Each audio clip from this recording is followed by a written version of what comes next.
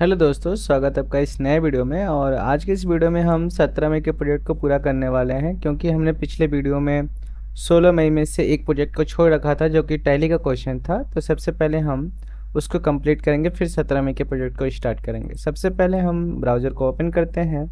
यहाँ पे आप रवि कंप्यूटर पॉइंट सर्च कर लीजिएगा, जिसमें से फर्स्ट वाले लिंक को ओपन करना होता है। यहाँ से फ्री प्रोजेक्ट्स पे क्लिक करिएगा आप। जब आप नीचे जाएंगे तो यहाँ पे एक आपको सेक्शन दिखाई देगा डेली न्यू प्रोजेक्ट्स करके, आप इसमें क्लिक हेयर कर दीजिएगा। 16 मई के प्रोजेक्ट को ओपन करते हैं और इसमें यही क्वेश्चन रह गया था टैली का, तो हम टैली को शुरू कर लेते हैं पहले।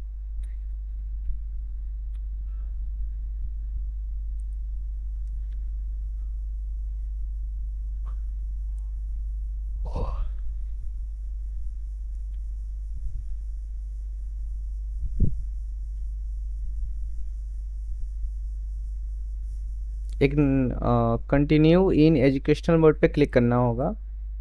एक नई कंपनी बनानी होगी, कंपनी में जाएंगे, क्रिएट कंपनी पे क्लिक करेंगे और यहाँ से राहुल से जुड़ा हुआ सवाल है, तो हम कंपनी का नाम कुछ राहुल से मिलता जुलता बनाएंगे। राहुल, इनके बिजनेस को थोड़ा देख लें। बैग वैग खरीद रहे हैं, ठीक है। जनरल स्टोर ले लेते हैं, ठीक है।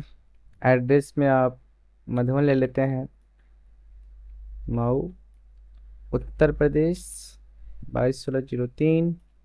मोबाइल नंबर हम कुछ भी रैंडम डाल देते हैं।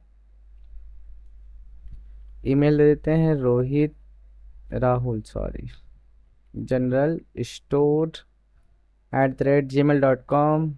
Website www.rahulgeneralstore.com।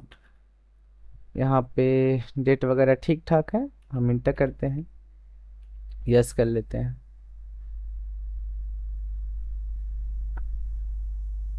कंट्रोल ए से इस ऑप्शन को हटा दीजिएगा आप। वाउचर में आते हैं, क्योंकि पहला क्वेश्चन राहुल 1,20,000 की पूंजी लगाया। जब भी पूंजी लगाने का सवाल आएगा तो आप रिसिप्ट वाउचर में लिखते हो इसको। यहाँ पे आप लिखेंगे कैश और यहाँ पे राहुल लगाया है तो राहुल लिखते हैं। इधर बना, अल्ट सी कर लेंगे, राहुल कैपिटल अकाउंट, ठीक है। Control A button. अमाउंट में आप 1,20,000 रखेंगे, कंट्रोल ए बटन, ठीक है। स्टेट बैंक ऑफ इंडिया में 60,000 से खाता खुलवाया। जब खाता खुलवाने का सवाल आता है तो इसको कॉन्ट्रा में करना होता है। कॉन्ट्रा पे क्लिक किया हमने, स्टेट बैंक में खुलवाया है तो स्टेट बैंक यहाँ होना चाहिए। यहाँ पे एरर बन रहा है, अल्ट सी बटन दबा लेंगे। स्टेट बैंक ऑफ इंडिया, क्योंकि स्टेट बैंक ऑफ इंडिया एक बैंक अकाउंट है, इसलिए यहाँ से ग्रुप्स में से हमको बैंक अकाउंट लेना होगा। इसका कुछ रैंडम अकाउंट नंबर डाल दीजिएगा। अगर आपके पास ओरिजिनल हो तो अपना ओरिजिनल भी डाल सकते हैं। IFSC code SBIN 001193। Branch Madhuban ले लीजिएगा, सेव कर दीजिएगा। कैश लिखिए यहाँ पे, और कितने से खाता, 60,000 से, यहाँ पे लिखेंगे 60,000। सेव कर देंगे इस बिजनेस को। नगद में राकेश के यहाँ से 300 रुपये के हिसाब से 200 पीस बैग खरीदा है तो परचेज में जाएंगे। और क्योंकि नगद में खरीदा है, यहाँ पे इनवाइस नंबर में आप 2 अंक का कोई नंबर डाल दीजिए। नगद में दोस्तों खरीदा है, इसलिए यहाँ पे कैश लिखाएगा। Control A button. किससे खरीदा था, राकेश से, तो यहाँ पे आप राकेश लिख सकते हैं। Save button. यहाँ पे परचेज लेजर में यहाँ पे परचेज लिखना होगा, जो कि एरर बन रहा है तो अल्ट सी कर लेंगे, परचेज। यहाँ पे परचेज अकाउंट होगा, control A button. Name of item, bag खरीदा गया है तो आइटम में बैग हो जाएगा, अल्ट सी बटन करना होगा। वो बैग पीस में खरीदा है, इसलिए यहाँ पे यूनिट देना भी जरूरी है, पे PCS लिख दीजिएगा। नीचे वाले सेक्शन में भी PCS inter inter, control A button. Quantity खरीदा है 200 और रेट लिया है 300 का। ठीक है, 60,000 रुपया हो गया, कंट्रोल ए बटन दबा देंगे। ठीक, उधार में विशाल को 350 रुपये के हिसाब से 150 पीस बैग बेचा। बेचा है दोस्तों तो सेल वाउचर होगा। और किसको बेचा है? विशाल को, तो यहाँ पे विशाल रहेगा। इधर बना तो अल्ट सी कर लीजिए, विशाल। क्योंकि विशाल को बेचा जा रहा है इसलिए यहाँ पे डेबिटर नाम का ग्रुप होता है जिनको हम उधार देते हैं, डेबिटर। कंट्रोल ए बटन दबा देंगे, control A, control A. Sale ledger में यहाँ पे सेल लिखना होता है, अल्ट सी करना होगा। सेल को हम लोग सेल्स अकाउंट करके ग्रुप आता है उसमें रखते हैं।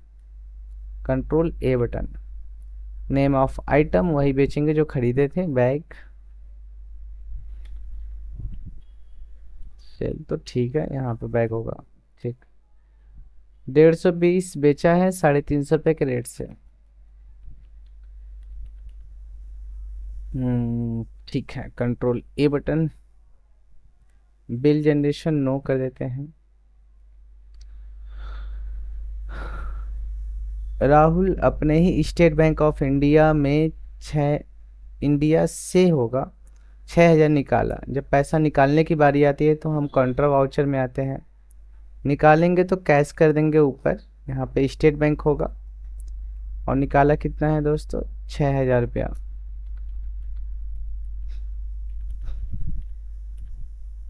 इंटर।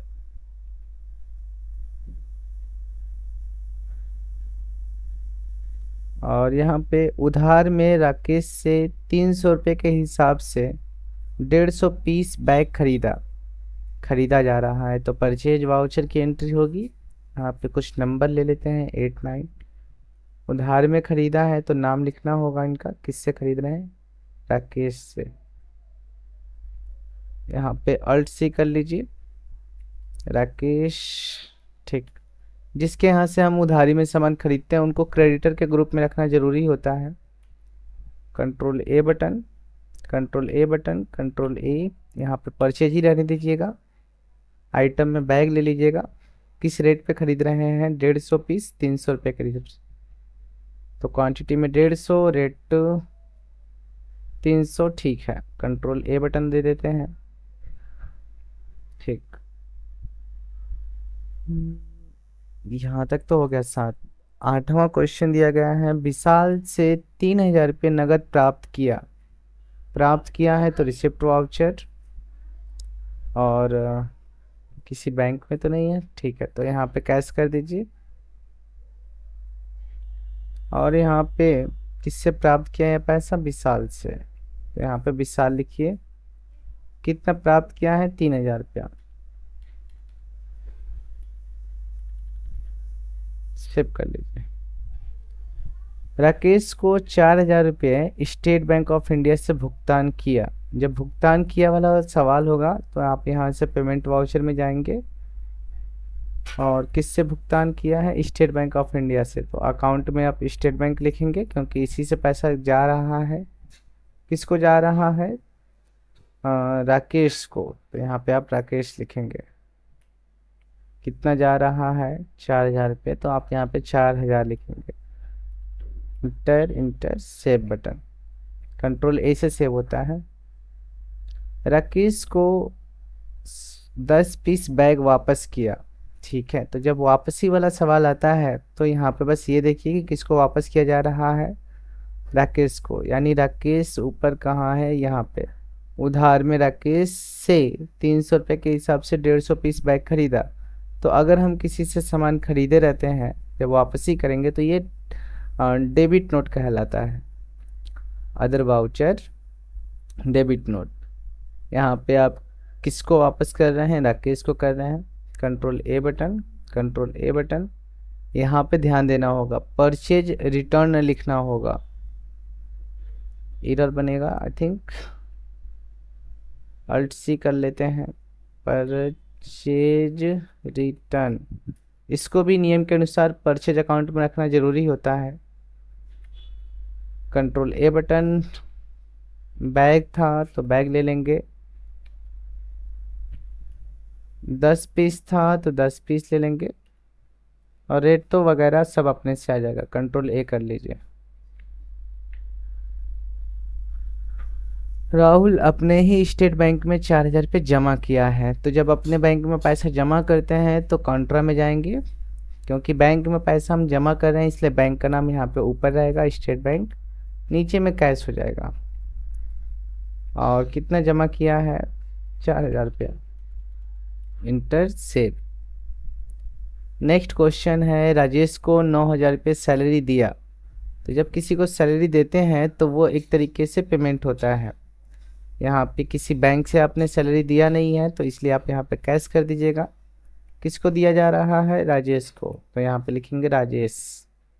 एरर बना, मतलब राजेश नाम का कोई व्यक्ति हमारी कंपनी से रजिस्टर्ड नहीं है, तो ऑल्ट सी कर लेंगे, राजेश। ठीक, क्योंकि राजेश को हम एक सैलरी दे रहे हैं तो इसको इनडायरेक्ट एक्सपेंस में रखना सही रहेगा, indirect expense. Control A button. और कितना दिया गया है, 9,000 रुपया, कंट्रोल ए से सेव कर लेंगे। ठीक है, बैलेंस शीट में जाना होगा तो 1,20,000, 38,000, 1,56,500 और 1,500। अगर ये भी आपका आंसर आ रहा है तो आपने एंट्री को वगैरह को सब सही किया है। हाँ, हालांकि मैंने एक मिस्टेक किया था इस क्वेश्चन को बनाते समय, जो कि मैं आपको बता देता हूँ। यहाँ पे आपको आंसर में 4,000 दिखेगा कैश, वो भी माइनस में। ठीक है, तो आई थिंक क्योंकि मैंने जब क्वेश्चन बनाया था तो यहाँ पे 5 के बाद 6 नंबर छूट गया है, उसी में कुछ मिस्टेक हुआ होगा। बट आप लोग बस इसको प्रैक्टिस कर लीजिएगा। और इसके नेक्स्ट वीडियो में हम 17 मई का प्रोजेक्ट पूरा करेंगे, क्योंकि ये वीडियो बहुत लॉन्ग होती जा रही है। तो आई होप आपको ये वीडियो पसंद आया हो। अगर आया होगा तो वीडियो को लाइक कर दीजिएगा और चैनल को सब्सक्राइब कर दीजिएगा, ताकि ऐसे ही वीडियो आप और आसानी से देख पाएँ। Thank you guys.